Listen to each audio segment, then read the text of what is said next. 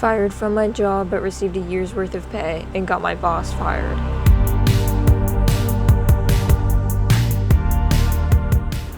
This happened in the early 2010s, before the advancement of technology in video editing and content creation. I was hired as a content creator for a university that wanted to leverage YouTube to kickstart their branding campaign. The pay was low, roughly $2,200 USD, and in those days, there were not that many video content creators around, and the process usually took a long time from start to finish. I was hired, and on my second day, my manager presented my KPI of 85 3 to 10 minute videos in 52 weeks, which was impossible for a one-man team in those days. This meant I had to do the scripting, producing, casting talents, shooting videos, composing music. They were too cheap to pay for a royalty-free music subscription, and editing, all of which I had to use my own equipment and software because their cameras and computers were so old. They simply couldn't handle the strain of even doing things in 720p, much less 1080p. I tried to let my manager know, but she just smiled encouragingly, telling me to give it a try, assuring me if the videos were good, the quantity wouldn't be what she focused on. Hearing this, I agreed to give it a try. My manager treated me well in the first month. However, one day when she found out I was a smoker, her attitude changed overnight.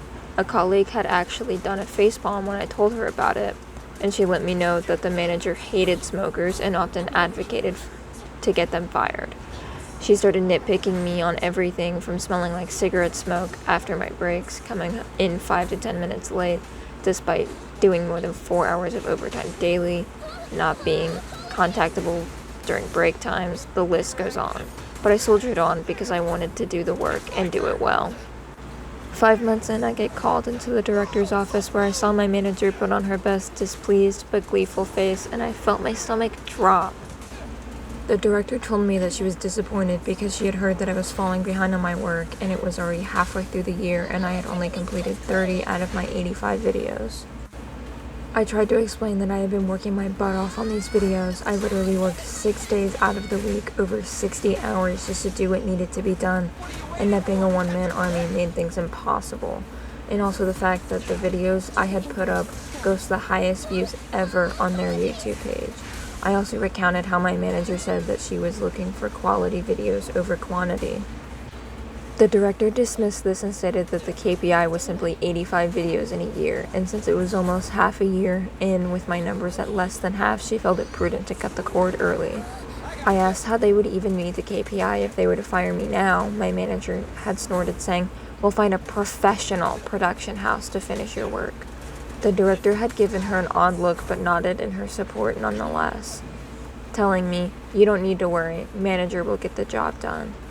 That was when a light bulb went off in my head. Seeing as I was the content professional in the office, one of my jobs was to keep a database of production houses to use in the event we needed to do a shoot that required more resources. And I was sure that they would be using the production houses in my database as the manager had no contacts in the production industry. So I changed the contact numbers and messed up all the emails on all of the entries except one. The one I had a friend working as a junior director at. Not an assistant director, but a director assigned to smaller video projects. I gave him a call and told him of my plan, and sure enough, within 2 days, they were called to come in to pitch. I told him I had a plan that was a win-win for us. It would instantly help him and put him on the fast track to a director position by bringing in that much business to his production house, and it would also benefit me financially. I would teach him exactly how to pitch to win over the boss and the director, and in turn, his company would pay me a standard finder's fee of 15%. He agreed instantly and immediately put me on the line with his general manager, who, upon realizing this was to be 6 months of work for a high 6-digit payout, instantly agreed and drew up a contract. As it turns out, after I gave them a metaphorical step-by-step playbook, they were the perfect fit, somehow understanding the needs and style of the university as well as the sort of themes the university wanted to feature. The director and my former boss were amazed that my friend's production house was so familiar with their content that they signed them up on the spot. Now, even back then, using a production house was not cheap. Each video that they produced could cost double to triple my monthly salary, given that they had specialized people for each function. producer, director, director of photography, gaffer, sound person, video editor, assistant director, production assistants, etc. But this meant that they could complete a video every 2 to 3 days. So yes, they produced 50 videos in the span of 4 months for over 100 months of my salary, and I sat back and collected the healthy 15%, which was about 15 months of my salary. This allowed me to put money aside for a holiday and the rest to further my studies with a respected film school overseas. I thought my plan ended here and I had gotten back at my former bosses, but to my surprise, I received a call from my colleague while I was holidaying in Bali one day. This was the same colleague who facepalmed when I told her that my manager had found out that I was a smoker. She told me that my former manager had been fired and my director given a massive blasting by the chancellor of the university. The content creation project, which I was hired for, was only given a budget equating to about 1.5 years of my salary, and they had exceeded that budget by over 10 times. My former manager was so desperate to ensure that her content creation project could be completed that she had thrown caution to the wind, paying anything to get the job done so that she could show my director that she had completed the project, and had approved the massive spend without getting consent from the director. So that is how I got my friend a super fast promotion to a full director in his production house and 1 year of pay after getting unfairly fired from my job. 401k with a side of revenge. When our first child was born, my ex forced me to quit my job. When our second child was 2, I found out about his affair. By then, he was extremely verbally, emotionally, and sometimes physically abusive. When he abused our firstborn, I put him out. That was in 2012. I couldn't afford daycare to work and had no family support. He refused to give me any money to take care of the kids, saying, "The courts haven't ordered me to give you a dime." He lied to the bank and had my accounts frozen, and even assaulted me when I filed for default in the divorce. The judge finally ordered him to pay child and spousal support 6 months after I kicked him out. It was $2,562 a month. He refused to pay it until the garnishment kicked in, and by then he was $6,000 behind in support. I used that to get permission to move away. I remarried a year after the divorce. I checked the court docs, and there was a little box that said spousal support stopped upon remarriage if that box was checked. It wasn't checked, so I figured I was good. Instead of filing for his retirement, I just took that year's spousal support, $12,000, and left it alone. Spousal support was only ordered for 2 years. In 2017, he filed for sole custody of the kids out of nowhere. That was when he found out I had remarried and he had paid spousal support to me during the first year of my marriage. I told him I took that money instead of filing for my share of his retirement. I said that if he let me keep that $12,000, I wouldn't file to split his 401k. He demanded that I repay spousal support. The judge ordered me to repay it, but it increased child support and deducted the payment from that. It ended up that I got an extra $20 a month and he repaid himself. He dropped his bid for custody in exchange for 2 extra weeks in the summer. I pursued the retirement account split. He refused to cooperate and dragged it out for 4 years. It was so bad they sanctioned him and he had to pay me $600 a month for a year in addition to child support. They also charged him with contempt. In January 2021, he proposed to his girlfriend. In May of 2021, I finally got the disbursement from his 401k. I won't say how much it was, but it was about 4 times the amount of spousal support overpayment. I had no idea it would be that much. I thought it would be around $12,000, which is why I thought keeping that year of spousal and not filing for his retirement account was a fair trade. Had he not tried to take the kids from me, I never would have filed to split the account. Play stupid games, win stupid prizes. His fiancée emailed me recently and told me it was my fault he won't marry her because I cleaned out his retirement account. She said I shouldn't have stolen his money. I told her that I gave him the option to let me keep that year of spousal support or take it back and I could file for his retirement. He chose to have me file for his retirement. I told her that if he really wanted to marry her and protect his assets, they could get a prenup so he wouldn't have to worry about it. She said that she shouldn't have to sign a prenup because I robbed him. I never asked to be financially dependent on him. He clearly indicated he wanted a court order to take care of his kids, so I got him one. I tried to be fair and take the lesser amount by taking the spousal support and not filing for his retirement. He wouldn't let me. In summary, my ex refused to pay me until support orders dropped, refused to pay until they revoked his license, tried to get me in trouble for accepting spousal support overpayment, and in the end, it cost him a lot of money out of his 401k. When I wrote my dad's obituary, I didn't mention my mom and exposed her years of abuse and neglect. My dad died December 1st, 2022. He briefly lived with me before his passing after a long stint of being chronically ill for the past 15 plus years. As his health declined, he relied more on my mom for things. Prior to this, she was never a great person and fully took advantage of his disability and mobility issues as he declined. For years, she claimed to be separated and divorced while talking to other men on the internet. She made many claims that she was going to move away and marry someone else. In addition, she took advantage of him financially. We tried every legal avenue we could find to have her kicked out, arrested, or force her out, but those attempts were met with responses that it was a civil matter and there was nothing that could be done. He made me durable POA and added me to all his accounts. This is a small portion of her abuse, but I promise her actions were no less than neglectful and exploitive. I'd tried for years to get my dad to move in with me, but he wasn't leaving the house he worked so hard to pay for. I brought him home on hospice the day after Thanksgiving and made sure his final days were the best they could be. After meeting with the funeral home to carry out his final wishes, I was told they required consent from my mother to allow me to cremate him. It was no surprise she initially told me no and only agreed after I allowed her to keep the Social Security survivor benefits, which would have been hers anyway. I wrote his obituary and left her out of it. There was not a single word or mention he'd ever been married or had a spouse. I didn't feel she deserved to be recognized or viewed as a grieving widow when she spent their marriage as a shitty spouse and person. She lost her mind, and there were many questions from friends and family alike. I spent years in therapy working through maternal narcissistic abuse, and I believe if she didn't want me to talk about it, she shouldn't have done it. When people asked about it, I was honest about the years of abuse my father and I endured from her. I've completely ruined the public image and victim complex she spent years creating. I might be the villain and asshole in this scenario, but I'd do it again in a heartbeat. Landlord put me through 3 years of hell. My landlord is a terrible human being.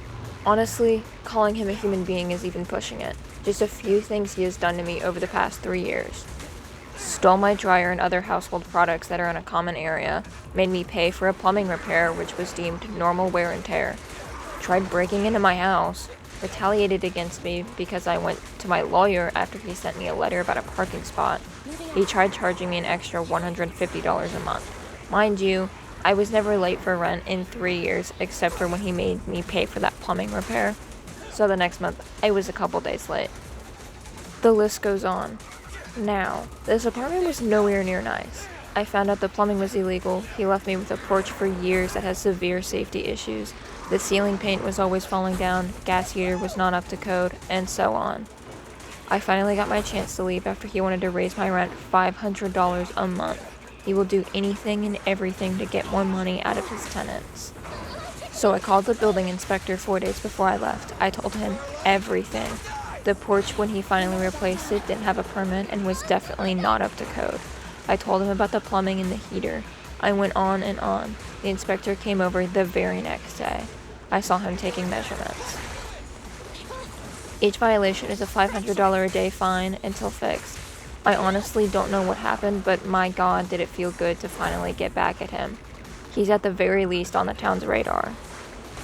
A week before I moved out, he tried telling me I needed to be out at a specific time. I never responded, and where I lived, that's not how it works.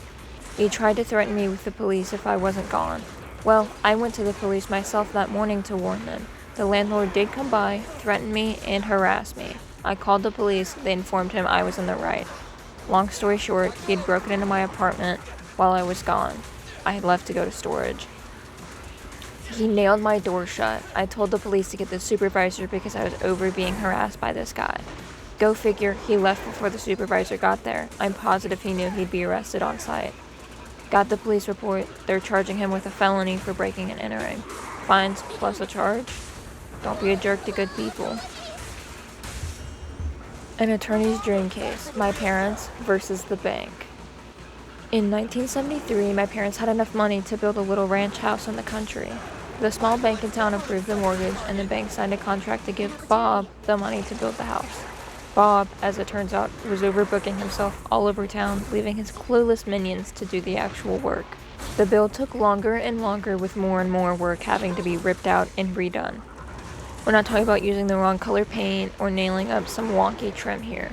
The architect forgot to fully erase a line on the blueprints, and the framers built a wall through the bathtub. My mom was told, don't put anything heavy in the kitchen cabinets because they were attached to drywall, not the studs, using a few roofing nails through the back of each cabinet. The garage door opening was framed into the living room instead of towards the driveway, and so on. When the bank's representative showed up for the final inspection, my parents met him in the front yard and refused to sign off on Bob's work. Then, the representative became angry as the bank had paid Bob a lot of money. He strode to the front door and pulled on the doorknob, whereupon the entire door, casing included, fell on him. It had simply been wedged, not nailed, into place. The bank called Bob, who finally showed up to supervise the work himself. The only problem was that Bob wasn't any better at building a house than his minions were. My parents still refused to sign off on the house. My mother was a SAHM in a nasty rental with 2 tiny children, while my dad was working 2 jobs while this was going on. Throughout the entire process, the bank and Bob treated them very poorly, bullying my mom and lying to my dad. What should have been an exciting time for my parents was ruined. My mom cried a lot. My dad got depressed. Finally, the bank threatened my parents with foreclosure, and Bob threatened to sue my parents for breach of contract because the bank refused to pay him any more money. So my exhausted parents went to an attorney and gave him the rundown. Plumbing, electrical, towing issues, the whole sorry mess. My parents were scared. All they had was their small down payment savings. So if this became a lengthy court battle, the bank and Bob would win. The attorney, Tom, was kind, but my dad said he could tell that he and my mom were doomed from Tom's facial expressions as he sorted through the paperwork. Then, abruptly, Tom smiled. "Let's get everyone together for a meeting," he told my parents. "Tomorrow." So my parents, Tom, the bank's representative, the bank's attorney, Bob, and Bob's attorney met at the bank. Tom didn't give anyone else time to begin. He said, "Well, my clients have decided that they no longer want this house. Please remove it." Everyone else started to laugh. "Remove it? Have you lost your mind?" Tom, in a sweeping theatrical gesture, placed a deed on the table. "My clients own the land the house is sitting on outright. They no longer want the house. Get it off my client's land." Bob's attorney stared at the deed, then turned to Bob and stared at Bob. "You built a house on land you don't own?" And Bob nodded. The bank's attorney started yelling at the bank's representative. "You didn't finance the land the house is on?" The bank's representative stammered. No." Tom said firmly, "As I said, gentlemen, you're trespassing on my client's land. I expect the house to be removed and the land returned to its original state at once." My dad said he'll remember the blank looks everyone on the other side of the table passed to one another for his whole life. Sure, the bank could foreclose on a house that wouldn't exist by the end of the week with no way to recoup the money. They didn't even own the land it was on. Bob was out the 50% he paid out of pocket, plus he was on the hook for tearing down the house and removing it. On top of that, the bank would undoubtedly want him to repay the initial 50% they'd given him. Could they have gone after my parents? Sure, a foreclosure would have meant bad credit for my parents moving forward. They might lose their down payment, but to sign off on the house in its condition at that time would have meant thousands and thousands of dollars in cash to replace/repair everything from the roof to the basement before the house could be safely lived in. The bank knew my parents didn't have that kind of money. They were the ones who approved the mortgage. Suddenly, my parents were good people. It was all such a misunderstanding, and the bank and Bob couldn't do enough for them. The house was brought in line with the original blueprints and specifications immediately, at no extra cost to my parents, but at considerable cost to Bob. My parents signed the mortgage, Bob got the rest of his money, and just about broke even on the build. The bank's representative was fired, and Tom, attorney extraordinaire, got a stinging tale of triumph to recall to fellow attorneys for the rest of his life. Before you question this tale, please remember that 1973 was 50 years ago. Banks did things differently back then. Smaller rural banks in particular were not run the same way the bigger city banks were. There were far fewer federal regulations, and in a smaller community, people didn't always follow them anyway. I'm pretty sure they don't always follow them now. Yes, they built a wall through the bathtub. No, I'm not making that up. I even left out how a plumber left his lunch bag on a built kitchen cabinet, but the cabinet maker didn't feel it was his job to move the bag, so he left it there and built the rest of the cabinets around it. I don't know where Bob found these people, but they were gems. Every one of them. eBay mishandling stolen equipment, or don't mess with the postal inspectors. I work at a company that times races, running, cycling, triathlon, etc. The owner is a guy named John, who works at Race Timing Co., both made-up names. At a race, some equipment was stolen. It's expensive equipment, but extremely special. Maybe 200 people in the US use this system, and the components cost about $1,000 each for a total of about $4,000 USD. About a month later, the stolen equipment popped up on eBay. John reached out to the seller via eBay and asked that his stolen equipment be returned. The seller was a jerk, as might be expected from someone selling stolen equipment would be. He said, "There's no way you know it's your equipment." The thing is, photo number 3 showed one of the boxes with a printed label on it. Race Timing Co., John owner, John's phone number. It literally had his name on it. So John escalated to eBay to at least prevent his stolen equipment from being sold. eBay totally dropped the ball. They bought the seller's story that he had bought it at a mail auction for lost mail, which made no sense since the seller's info was in the same town where the equipment was stolen. The seller also tried to claim that John had no way of proving that it was his stolen equipment, except, it had his name and phone number on it. John had no evidence that the seller hadn't bought it at a mail auction and ruled against John. So John hatched a plan. He did what any rational person would do. He purchased his own stolen equipment back using an employee's name and asked that it be shipped USPS. It was right next to a post office, he said, and that's when the ProRevenge comes into play. It is a felony to knowingly traffic stolen items.